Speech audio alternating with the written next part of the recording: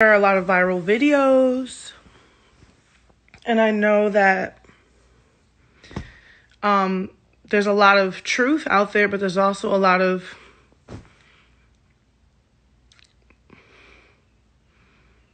bullshit. And there's a lot of people saying things to incite rioting. And there's a lot of people who are strategically placed to make this entire thing a black versus white issue, which it is not. It is a police brutality issue. And we have known to see the police target black people. And it's documented, it's filmed. We all know that it's happening. And that is why Black Lives Matter. The white supremacist groups that are starting to come out now and pretend to be protesters and burn shit down and break shit are a part of the fucking reason why we are asking for a better infrastructure in this country. In Minneapolis, there are, and I wish that I could use this platform or use this Instagram Live to bring somebody else in who's actually there so they can just tell you their fucking selves. But what they just told me is that at this point, all of the violence, the majority of the violence that is happening in that city is coming from the KKK and the heavily militarized police. There are people coming from the South. There are white supremacist terrorist groups coming from the South, patrolling the streets, shooting people. You know, every time people talk about a race war, notice it's never black people, it's always white people using the term race war. We don't want that shit. We want what we've always wanted since the beginning of being in this fucking country. That is the fucking right. The same right that all these other people have. It's not this difficult.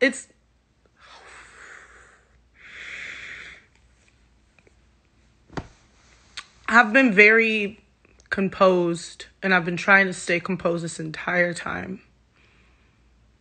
And I'm really working on it right now. So let me just gather myself.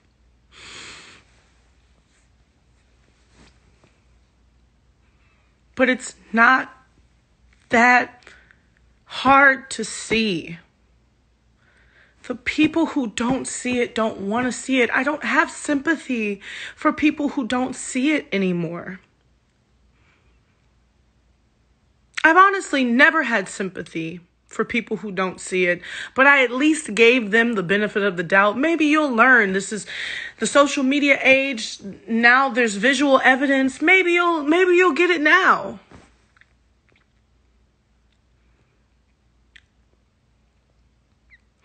But I don't have that anymore, and black people are tired. Woo! We are so tired.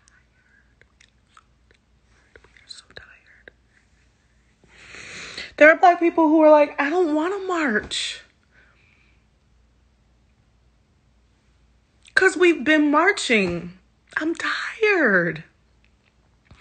I'm tired of putting myself in danger. And it's not danger from the protesters. Danger from the police who don't value me.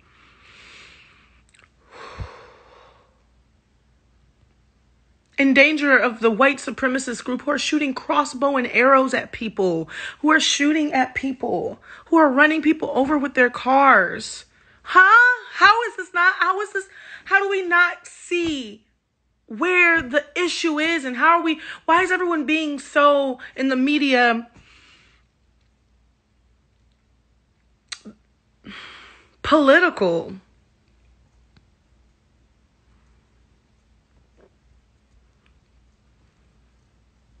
This isn't a political issue. This is going to take politics. The issue is in politics, but it's not a political issue.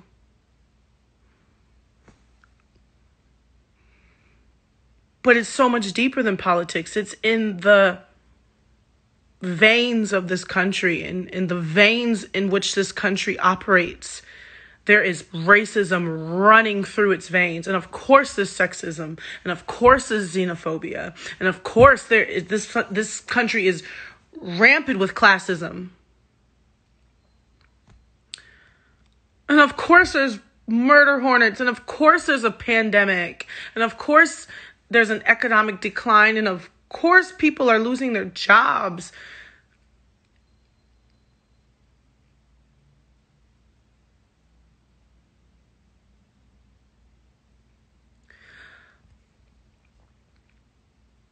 I'm not on here trying to say anything that's a lie.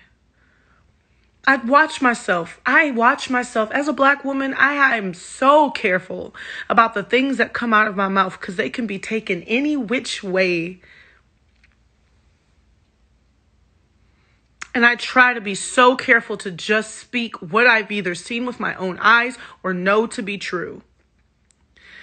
Or my feelings, which are extremely valid, which nobody seems to care about the way that Black women feel.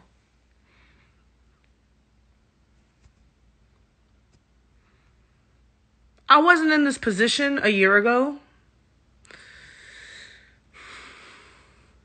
This profile, this many people didn't know who I was a year ago.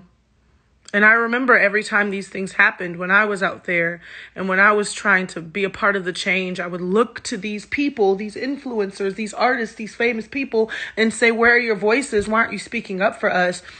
And now I'm looking at where we are and who I am in all of this. And I have to realize that responsibility as well. It would be irresponsible for me to not reflect the times. It would be irresponsible for me to not tell the truth. For decades, they have used this tactic of infiltrating our peaceful protests, infiltrating our peaceful demonstrations. There was training in the 60s on how to deal with white agitators at sit-ins. Black people sitting there having to endure dogs nipping at their feet, attacking them, white people throwing things at them, bottles, water hoses, heckling, batons. There's literal training for it. So this ain't new. There has been a long history of our peaceful demonstrations or our pain or our narrative getting infiltrated by white supremacy and unaffiliated anarchists who jump to the opportunity to spin our narrative.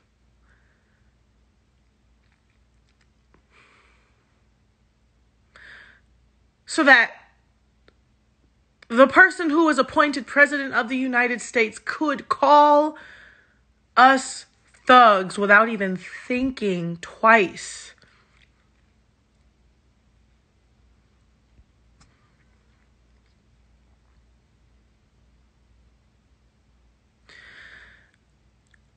This may be a controversial thing to say, but you are mistaken if you think the majority of these fires and vandalism is caused by Black people or Black protesters or Black Lives Matter protesters or allies. You are mistaken.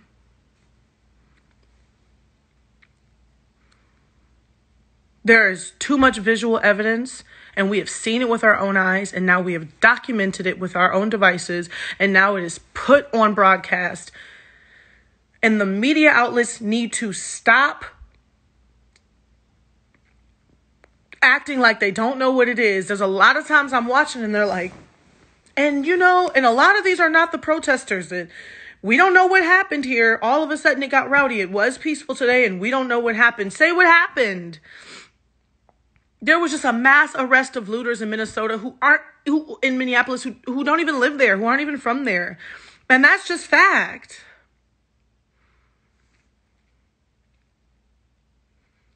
You see the videos of people standing on their porch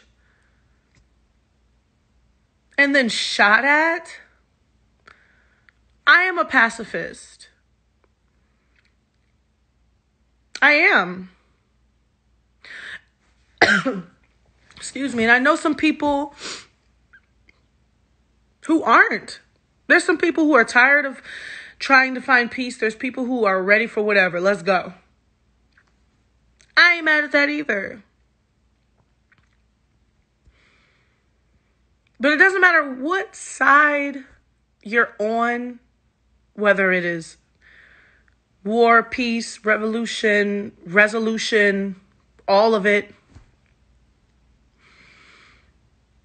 Can we all just agree that this just comes down to that basic human right of not wanting to be brutalized by the people who we pay tax dollars every fucking year to protect us under the guise of protection? Can we just all agree that that's what this is? This isn't,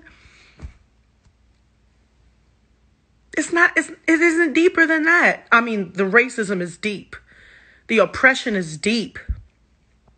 But the issue is right there, and they have so many tactics to distract us from the issue that is right there. Now, I just posted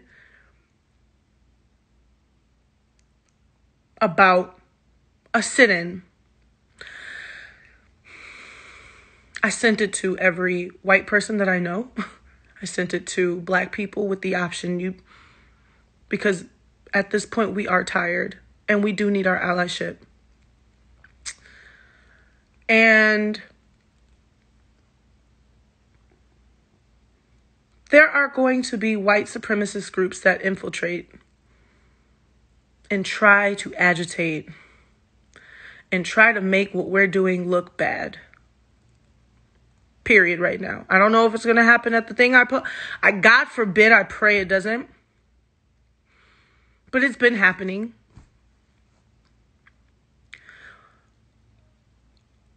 And it almost makes me think, what can we do to hold ourselves responsible and accountable for the person next to us? We shouldn't have to endure that, but what can we do? Is there a code word? And to the police, why are you not arresting the white supremacist groups? Why are you not shooting rubber bullets at them? All these people who say not all cops are bad cops. I would love to see the good cops. Because this is the most outrage I've seen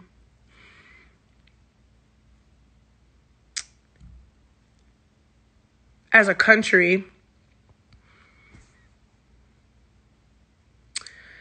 And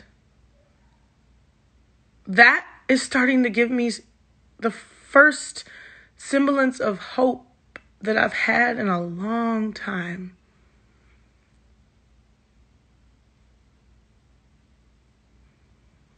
I really do believe in the good of people. And maybe that makes me naive. But I've seen Minneapolis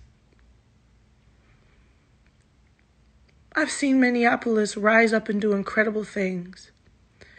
And this isn't the first time. I've seen Minneapolis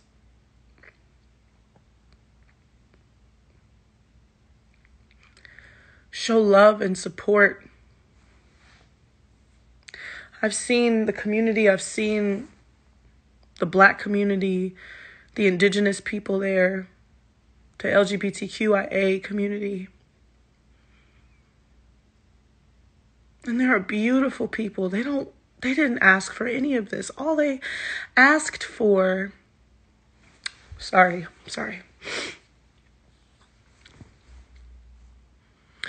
All they asked for was justice.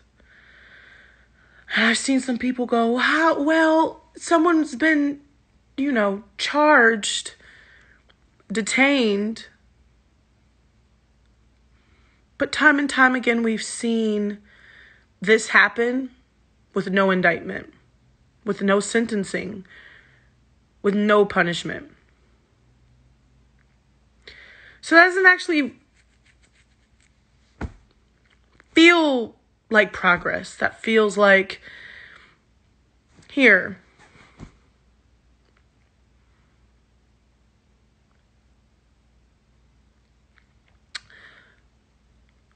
not only do we want to see appropriate justice, indictments, convictions,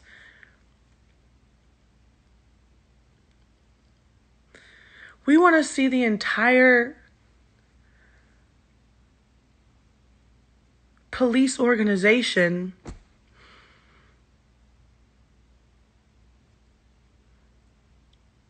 renovated. We need a whole fucking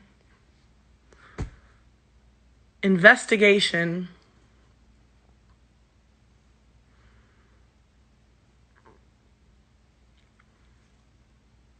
I am just one person, and this is just one person's thoughts, one person's point of view. And you watching, you're just one person. But what we can do when we actually come together for each other is what the future of this country is all about. It definitely ain't about the past. There's no Make America Great Again.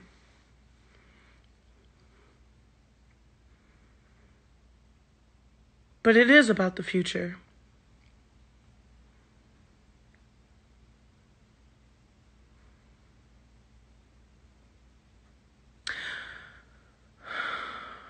We have to keep saying Black Lives Matter until you people who are saying all lives matter actually fucking mean that. If you believe that all lives matter, then where is your outrage for the Black lives, the Black trans lives,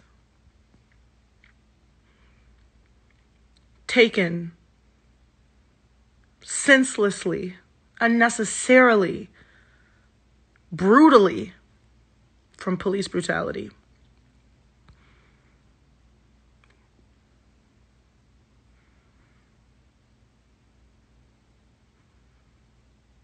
If you say all lives matter, then you believe Black lives matter.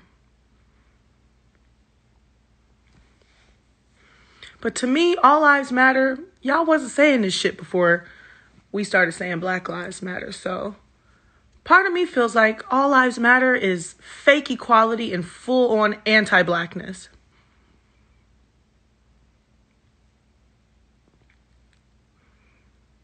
I'm proud of the women. I'm proud of all the women and the Black women who have been going off, speaking their minds, organizing, leading, protesting, protecting.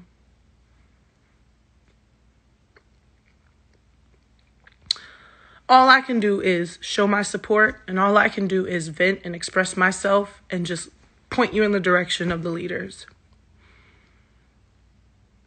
Because they're out there. And I still love my Blackness. And I still love your Blackness. And I still believe that everybody's life matters. But until we start treating each life equally and respecting each life equally, we got to say Black lives matter. We got to say Indigenous lives matter. We have to say trans lives matter.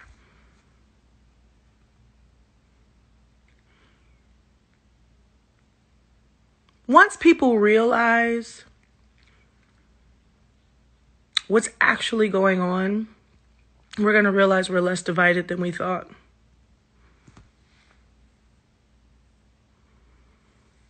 Follow some people in Minneapolis, man. I might have to put some @ in my story so y'all can know who to follow. Because the real story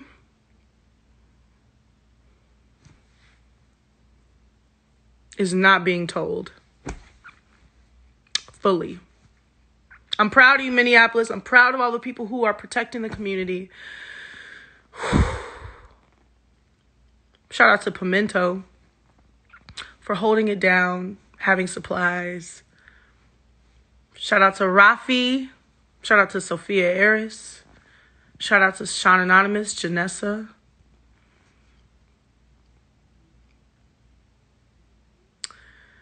I hope that everybody can just really see this shit for what it is. Open your mind, open your heart. Listen. Believe. And when you see that vandalism and when you see that senseless violence, know that that ain't us. It's not them.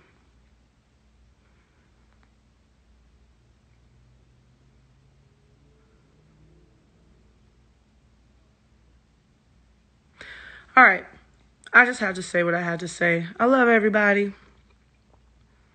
Thank you so much for speaking up, speaking out, showing your support. Wear a mask. When you're out here demonstrating, wear a mask, wear some gloves, wear some goggles. Low key, everybody needs to have some goggles on. We're still in a pandemic.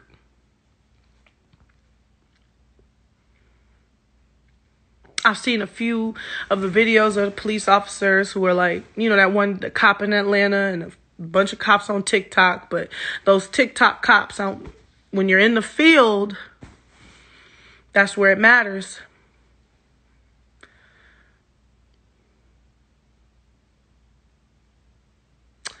Yeah, that's it. I love you guys. Y'all stay safe. Everybody stay safe. This is the most interesting situation of all time. And I'm just talking about period.